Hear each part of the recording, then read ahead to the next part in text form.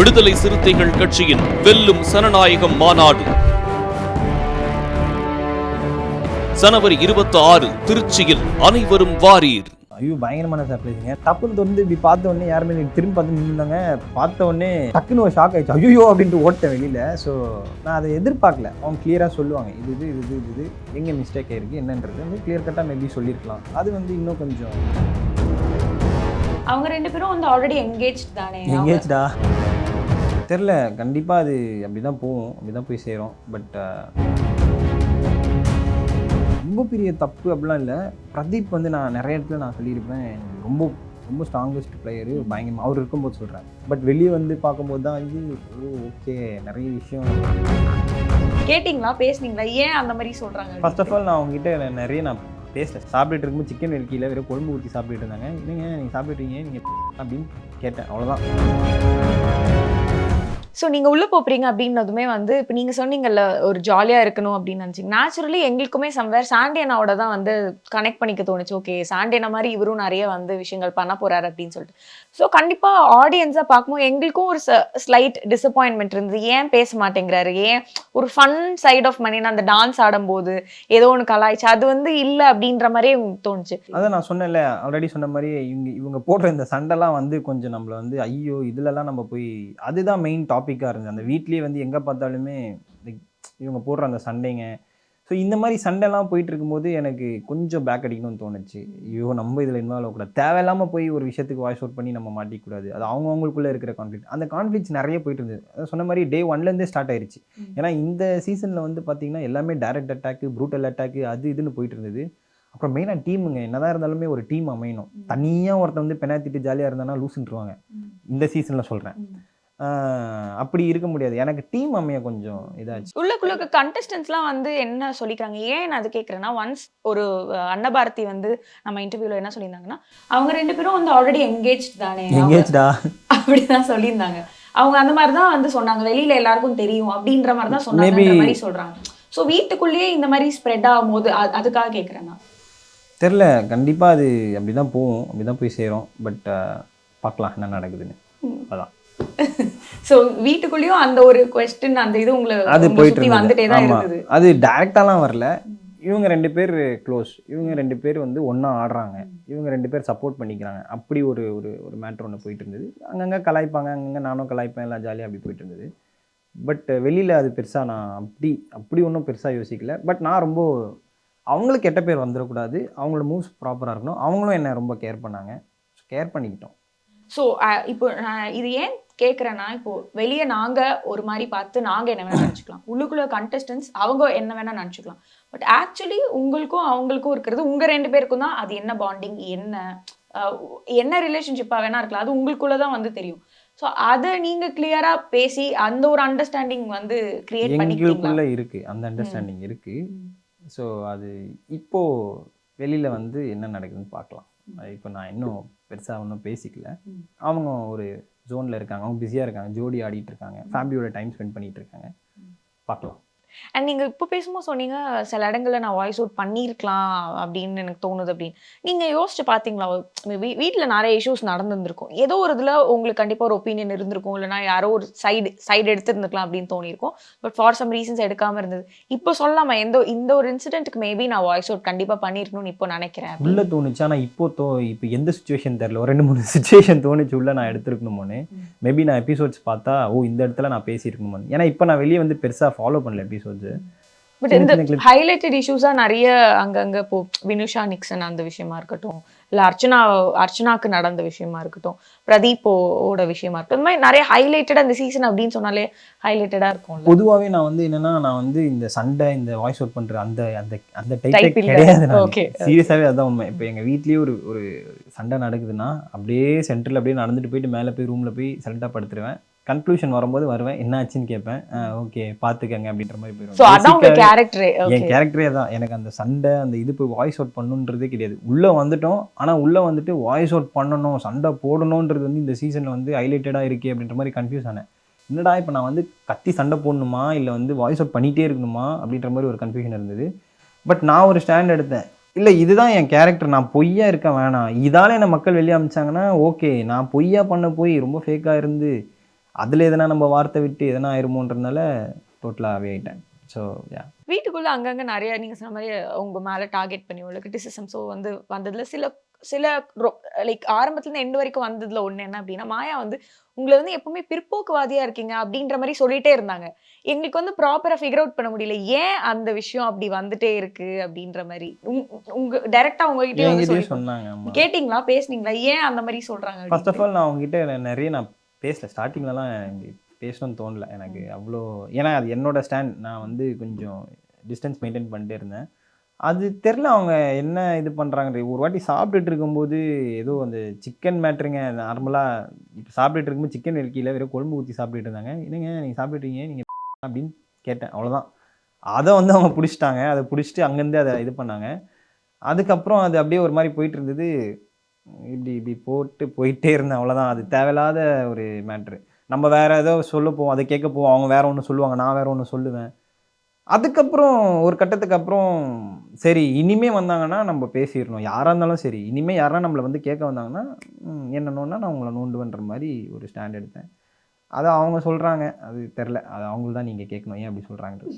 நம்மள ஜாலியாக இருந்துடணும், அவ்வளோதான். அண்ட் அதே போல நிக்சனுக்கும் உங்களுக்குமே ஒரு சார்ட் ஆஃப் ஒரு கோல்டு வார் வந்து லைட்டா எப்பவுமே உரசிக்கிட்டே இருந்த மாதிரி இருந்த, அதாவது பெருசா சண்டைன்னு வரல, பெருசா புடிச்சுக்காமையும் போல, ஆனா ஏதோ ஒரு டிஸ்கம்ஃபர்ட் வந்து இருந்துகிட்டே இருந்ததோன்னு தோணுது. And நீங்க ஒரு இடத்துல கூட சொல்லியிருப்பீங்க, நான்லாம் சொன்னேன்னா வந்து பாரு அசிங்கமாயிடும், உன்னை பத்தி சொன்னேன்னா அப்படின்ற மாதிரி ஏதோ ஒரு ஒரு தெரிஞ்ச ஒரு விஷயத்த வந்து கோட் பண்ணி சொன்ன மாதிரி இருந்தது. ஏன் அந்த ஃப்ரிக்ஷன் ஒரு மாதிரி இருந்துட்டு? இல்லை இது இப்போ இது வந்து நிக்சன் வந்து அவரோட ஒரு அவரோட தாட்ஸு, அவரோட ஒரு வேற ஒரு கருத்து வேறுபாடுன்னுவாங்களேன். அவரோட வே ஆஃப் இதுவே வேற, என்னோட வே ஆஃப் இதுவே வேற. கேம் பிளேயிங்காக இருக்கட்டும், இல்லை பேசுகிற விதமாக இருக்கட்டும், அது ஒட்டலை. நான் நிறைய இடத்துல தெரிலடா தம்பி, எனக்கு இன்னமும் தெரில, எனக்கு செட் ஆகலைன்ற மாதிரி எனக்கு கொஞ்சம் தள்ளி இருந்துட்டேன், அவ்வளோதான். அது செட் ஆகலை, அவ்வளோதான். இப்போ எனக்கும் தினேஷ்னாக்கும் இல்லை எனக்கும் விஷ்ணுக்கும் இருக்கிற அந்த இது செட் ஆகலாங்க, அவ்வளோதான். அது என்ன நீங்க ஏதோ சொல்லிட்டே இருந்தீங்களே, நான் அப்புறம் எனக்கு தெரியும் எனக்கு உன்னை பத்தி சொன்னேன்னா உன்னை அப்படின்ற பற்றி மாதிரி சொன்னலாம் இல்லை, ஏதோ எனக்கு தெரிஞ்சது சொன்னேன்னா அது அந்த மாதிரி அது தாங்க விட்டுருங்க, மாட்டேன் அது அப்படின்ற மாதிரியே வந்து நிறைய நீங்க அது தேவையில்லாத இதெல்லாம். வீட்டுக்குள்ள நடந்த விஷயங்கள் வச்சுதான் நீங்க. வீட்டுக்குள்ளே தான், ஓகே ஓகே. வீட்டுக்குள்ளே தான். ஃபேமிலிஸ் எல்லாரும் வரும்போது எல்லாருமே ஆக்சுவலி ரொம்ப இன்வால்வ்டா, எல்லாருமே எல்லா ஃபேமிலி கூடயுமே வந்து ரொம்ப ஃபன்னா ஜாலியா இருந்தேன். இந்த தடவை டிஃப்ரெண்டா வந்து ஃபேமிலிஸ்லாம் வந்து சூஸ் பண்ணாங்க கண்டஸ்டன்ட்டை, அந்த மாதிரியான விஷயங்கள்லாம் வந்து நடந்தது. நீங்க வந்து எந்த ஃபேமிலி வரும்போது ரொம்ப என்ஜாய் பண்ணீங்க, எது ரொம்ப ஃபன் ஃபில்டா ஜாலியா இருந்தது உங்களுக்கு? ரொம்ப ஜாலியாக இருந்தது வந்து கொஞ்சம் செல்ஃபிஷாக சொல்ல போனால் சுபிக்ஷா வரும்போது கொஞ்சம் ஜாலியாக இருந்தது. சரி, உங்க family தவிர. என் ஃபேமிலியை தவிர வந்து ஜாலியாக இருந்ததுன்னா எல்லாருமே தான், அப்படி சொல்ல முடியாது. எல்லாருக்கிட்டையுமே நான் எங்கள் அம்மா தான் சைலண்டாக இருந்தாங்க. மற்றபடி வேறு பேரண்ட்ஸ் எல்லாருமே வந்து தினேஷ் அண்ணா அவங்க பேரண்ட் வந்து அவங்க அம்மா வந்து நான் நினச்சி கூட பார்க்கலங்க. அவங்க டான்ஸ் ஆடுவாங்க என் கூடனே, பயங்கரமாக டான்ஸ் ஆடினாங்க. அவரே ஷாக் ஆகிட்டார். எங்கள் அம்மா இப்போ தான் ஃபஸ்ட் டைம் நான் பார்க்குறேன் டான்ஸ் ஆடியே. அவங்க வந்து என்கிட்ட டான்ஸ் ஆடி வாப்பா ஊருக்கு வாப்பா அப்படிலாம் சொன்னது. பூர்ணிமா அவங்க அம்மா வந்து என்கிட்ட வந்து டான்ஸ் ஆடினது, அது அந்த மூமெண்ட்லாம் செம்மையாக இருந்தது. எல்லாருமே ஒரு வைபாக இருந்தது. விக்ரம் அவங்க அப்பா, அவர் செம்ம எந்துவாக இருந்தார். அவர் பயங்கர எந்துவாக இருந்தார். அவர் ஒரு மாதிரி ஜாலியாக இருந்தார். எல்லாருக்கிட்டையுமே ஒரு விஷயம் பிடிச்சிருந்தது. அண்ட் அந்த இடத்துல நாங்க எக்ஸ்பெக்ட் பண்ணது ஆக்சுவலி ரவீனா அம்மா வந்திருப்பாங்க, அது அவங்களுக்கு ரொம்ப ஸ்ட்ராங்கா இருக்கும், அவங்கள இது பண்ண, ஏன்னா அவங்களும் அவங்க அம்மா இவ்வளோ க்ளோஸ்ன்னு நம்ம எல்லாருக்குமே தெரியும். பட் அது வராம இருந்ததுக்கு அவங்களே அந்த மொமெண்ட்டே ரொம்ப வந்து பிரேக் ஆயிட்டாங்க. அப்புறம் சர்ப்ரைஸா இன்னொரு நாள் வந்தாங்க. இதெல்லாம் நீங்க எதிர்பார்த்தீங்களா? நீங்க உள்ளுக்குள்ள அவங்க கூட பேச வாய்ப்பு கிடைச்சதா? அப்புறமா எப்படிங்க தெரியும் இதெல்லாம் இல்ல நடக்கும்? இல்ல ஐ மீன் உங்களுக்குமே எப்படி இருந்ததுன்னு கேக்குறேன், அந்த ஒரு சர்ப்ரைஸான ஒரு இது. அவங்க அம்மா வந்து சொல்றீங்களா? ஐயோ பயங்கரமான சர்ப்ரைஸுங்க. நான் வந்து அவர் உள்ளே போய் பாருங்க, கமல் சார் வந்து உள்ளே போய் பாருங்கன்னொடனே அன்றைக்கி அவர் நாமினேட்டடு சரி சேவ்டு அப்படின்ற மாதிரி எதாவது போர்டு இருக்கும், சம்திங் சர்ப்ரைஸ் இருக்க போது நான் தான் முன்னாடி போனேன். டப்புன்னு திறந்து இப்படி பார்த்த உடனே யாருமே திரும்பி பார்த்து நின்றுந்தாங்க. பார்த்த உடனே நான் வெளியே வந்து பார்த்து சிரிச்சிட்டு இருந்தேன் அந்த கிளிப்ஸை பார்த்து. நான் என்ன ரியாக்ட் பண்ணியிருக்கேன்றது டக்குன்னு ஒரு ஷாக் ஆகிடுச்சு. ஐயோ அப்படின்ட்டு ஓட்டேன் வெளியில். ஸோ நான் அதை எதிர்பார்க்கல. ஆனால் அதுக்கப்புறம் அவங்க ரொம்ப ஸ்வீட்டாக வந்து செம்மையாக பேசிட்டு சூப்பராக பேசிகிட்டு இருந்தாங்க. மணி மாஸ்டர் தெரியுமே அப்படி இப்படினாலும் ஜாலியாகவே பேசிட்டு போனது வந்து செம்மையாக. இவங்களே வந்திருக்கலாம் ஃபஸ்ட் அப்படின்ற மாதிரி இருந்தது. ஆமாம், ஃபீல் பண்ண அவங்களே வந்திருந்தாங்கன்னா செம்ம ஜாலியாக இருந்திருக்குமே அப்படின்ற மாதிரி. இன்னும் ஜாலியாக இருந்திருக்கும். இன்னும் மேபி ஏதாவது இன்னும் கொஞ்சம் கிளியராக ஏதாவது பேசி இருந்திருக்கலாம், அந்த மாதிரி ஏதாவது உங்களுக்கு தோணுச்சா?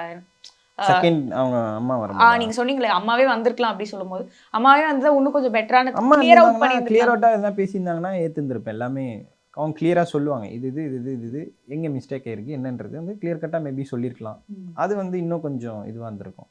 அவங்க சிரிச்சிருவாங்க, நான் பேசினா அப்படியே ஜாலியாக அப்படியே சிரிச்சு ஃபன் பண்ணி இதான் ஒன்று அப்படி நடந்திருக்கோன்ற ஒரு இதுதான். அவங்க வந்திருந்தாங்கன்னா ஒரு மாதிரி ஃபன்னாக இருந்திருக்கும்.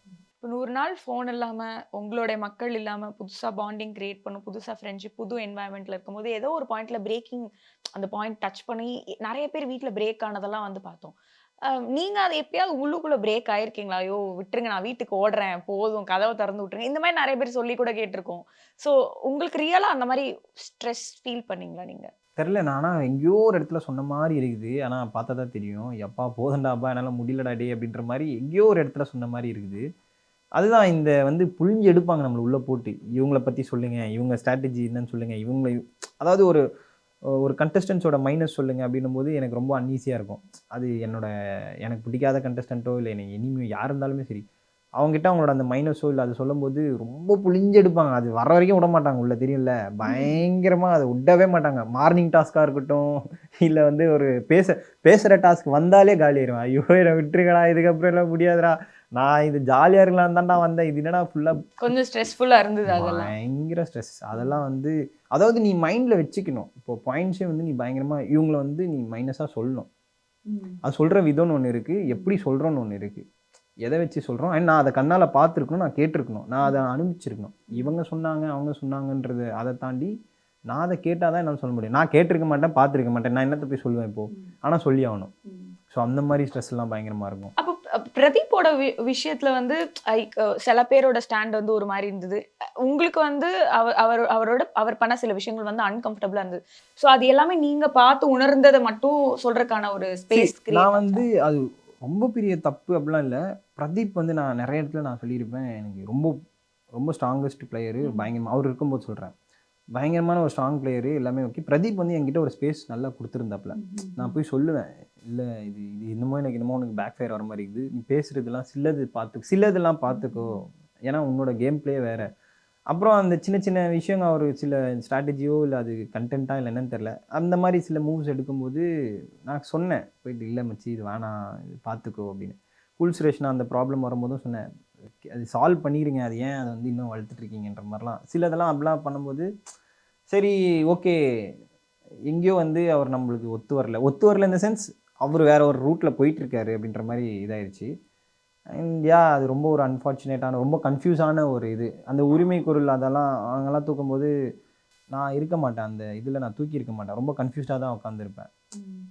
அது ஒரு ரொம்ப கன்ஃப்யூசிங்கான ஒரு ஸ்டேட் தான். வெளியில எப்படி போகுது? இவங்க கிட்ட என்ன பண்ணியிருக்காங்க? ஐ மீன் பிரதீப்க்கும் இந்த டீமுக்கு என்ன இருக்குன்னு தெரியாது. நான் பார்த்தது சிலதெல்லாம் வந்து ஓப்பனாவே சொல்லிட்டேன். அங்கேயே சொல்லிட்டேன். ஆமா. ஓப்பனாவே அங்கேயே சொல்லியிருந்தேன். ஸோ கன்ஃப்யூஸ் தான். ஒருவேளை இங்கேயும் நிறைய நடந்திருக்கோ, வெளியில தப்பா போயிருக்குமோன்றது. அதான் நான் ஆல்ரெடி சொன்ன மாரி ஒரு எல்லோ ஸ்ட்ரைக் கார்டும், இல்ல ஒரு ரெட் கார்டு வச்சிருந்தாங்கன்னா, கண்டிப்பா அப்படிதான் போயிருக்கும். ரெட் கார்டு வச்ச உடனே கன்ஃப்யூஸ் ஆயிட்டோம் எல்லாருமே. எல்லாருமே கன்ஃப்யூஸ் ஆனாங்கன்றத தாண்டி நான் பயங்கரமா கன்ஃப்யூஸ் ஆனேன். இப்போ என்ன இது?